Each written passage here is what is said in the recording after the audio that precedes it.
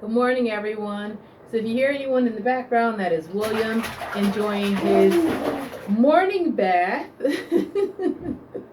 And I am here in the teenager's bathroom. So excuse how it looks. This is not my own personal bathroom, and I don't even try anymore. I don't even try. I hardly ever come up here because of this. Okay, so I wanted to say thank you very much for keeping that last video judge free. I appreciate it. I appreciate all the comments. And I took everyone's comment into consideration when I came to my decision. So, so Monday I went to FOB and I explained this is what I want and this is what I need from you. Are you going to continue to contribute, or would you like to just sever ties and move on? I do have another potential suitor that is offering me A, B, and C plus bonuses of D and E. So he's offering me a whole bunch of things right now. And I would like to go for it if you have any doubts about where we need to go. And he got all teary-eyed and all emotional and all emotional and don't leave, and I want to move forward with our original family. And I'm going to change and I'm going to make this adjustment and that adjustment, and I won't miss any of your green days, would be my fertile days, and we will try to do this together and continue this together. And I said, okay, I'll take that. Ideally, I wanted my children to be of same suit, as they say, or the same biological father. So that was great for me, great news. I'm like, all right, well, we had this conversation Sunday. I said, that's fine. I said, you have until Wednesday to come up with your final decision, and if you are not at my house on Wednesday at 10 o'clock, not 10:30, 10 o'clock in the morning, then I will take it as you just changed your mind. So Sunday goes, and I let him have his space to think things out, because it is an extension of our original agreement. And I took the time out to rethink it. I told Mr. B that I needed a few days to think about it so I could pretty much see what was going on. And I needed I'm glad I took the time. He was really nice about it. Didn't really ask me why I needed the time. He just said, okay.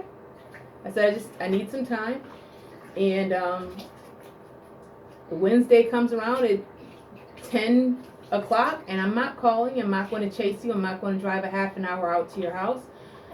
10:30 came. Let me give him a ring. Maybe there was some traffic jam or something like that, and his phone's turned off. I'm not driving all the way on your side of town.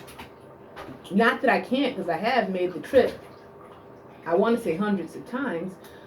But at this point, with the last conversation that we just had, with the basically warnings of what was going on, you should already know what you want to do. That was it. That's fine. So basically the decision was made for me. It was basically made for me. I talked to the kids one last final time and said, okay, this is what I'm going to do. They were really, as a collective, all three of them, mind you, I have a 19-year-old and two 17-year-olds, were really disappointed when I said I wanted to continue with FOB. Leave that alone. You don't need any more shampoo in there. They were really disappointed with that decision. So when I asked them again for their final and last time, basically feedback, and said, okay, well, this is what's going on with FOB. I think we're going to move forward with Mr. G. That's kind of where I want to be anyways.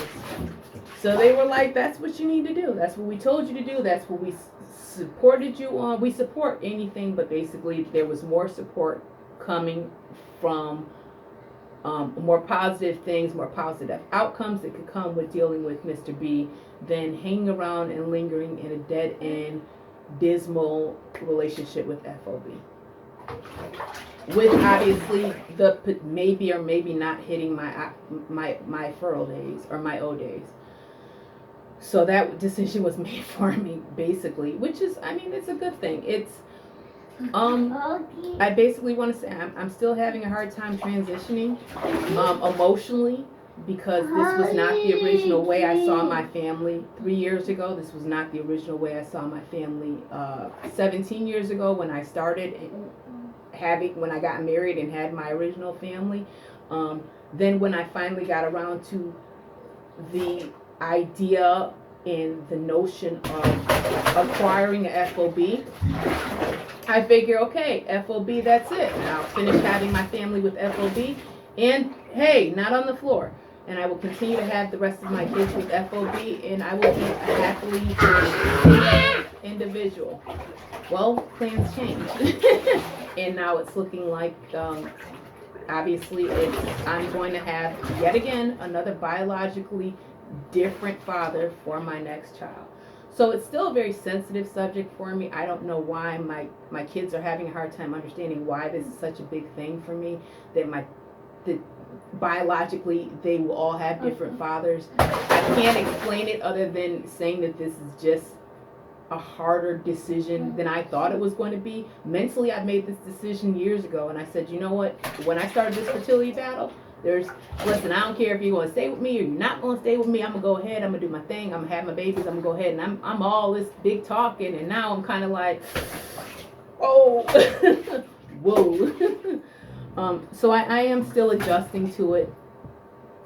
I'm still adjusting to it. I'm still learning my new partner. We're still learning the do's and don'ts. William, now, come on now. Now you're just making a mess, hon. Don't touch and you can't come in frame because you're naked. Stay. There, sit down. Sit. If he comes in frame naked, guys, we're going to have to stop the video. So I'm still adjusting, and he's still adjusting. But I'm enjoying it. Really, everything that I've had confronted him with, everything has been fine. I haven't mentioned this before, but I do have a transgendered boy child. So that was pretty much kind of something that was laid out on the table. If I had to ask him if you're homophobic or you have any gay issues, now's the time to say it, because my daughter is trans, which means I biologically bore a female offspring, but she identifies more as male. So she has two names in the house, and we go by both. And William, at this early age, accepts both. So I can say go to Mary, and she'll go to Mary, or I'll say go to Marquise, and she'll go to Marquise, which is still the same person. So he understands that there is no pink and blue with this individual. It is purple, and they're both the same thing.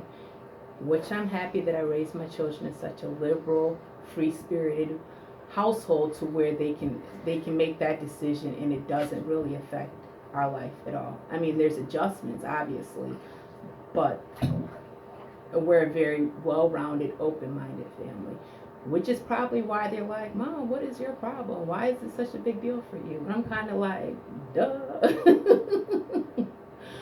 So I guess that is the short version. I said I was going to try to keep this pretty basic and bare bones.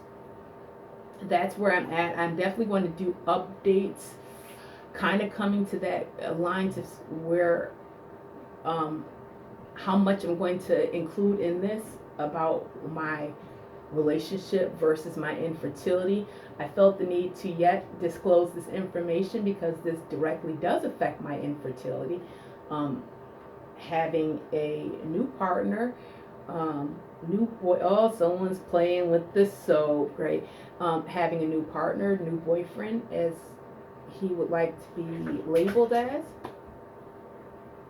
and moving forward with this.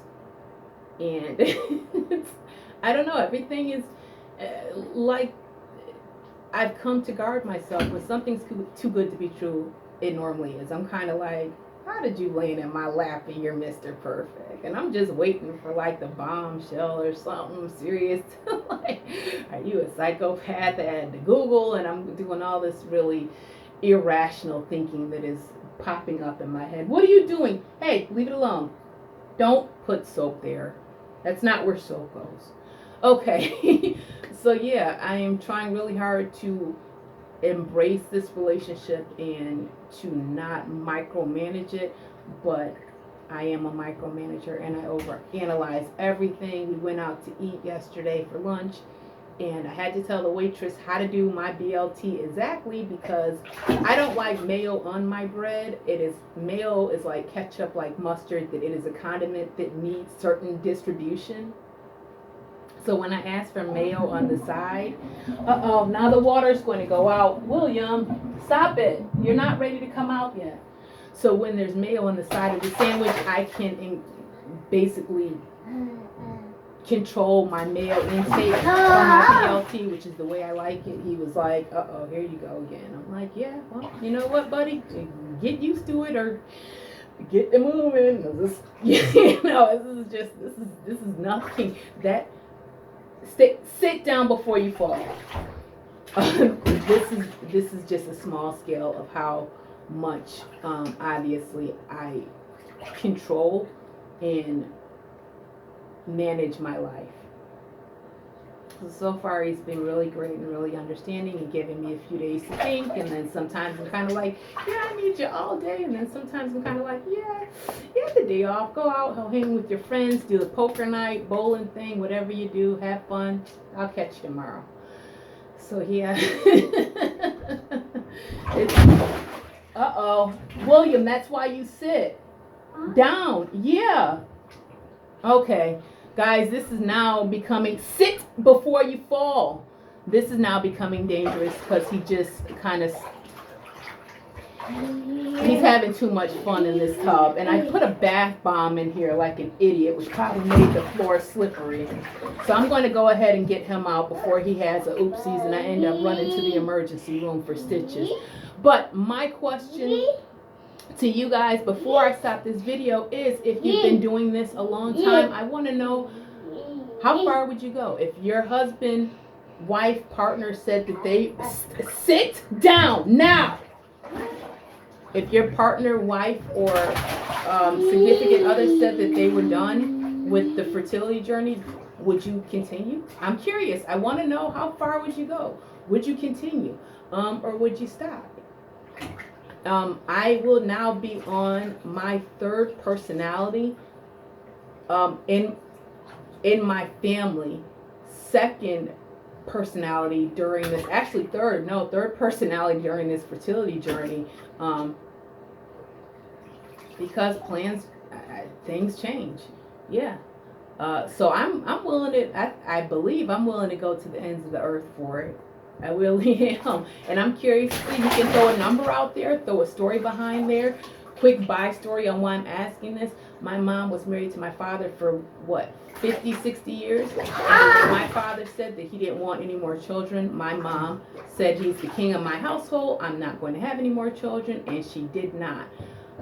She's always expressed regret in that decision, and I'm curious, what would you do? What would you do? Tell me your story. How far would you go if you're using one donor already, one either frozen through RE or live donor? Would you use another one if you had to? What would you do? I'm curious. So leave a story, leave a comment, keep everything light and positive. Ladies, if someone leaves a story that you do not agree with, don't be I'm going to say ass and leave a negative comment. Just say, okay, that's their life, it's not my life, and I'm going to continue to move forward. All right, guys, that is my video. Let me upload and take this boy out of the tub before he hurts himself. Bye.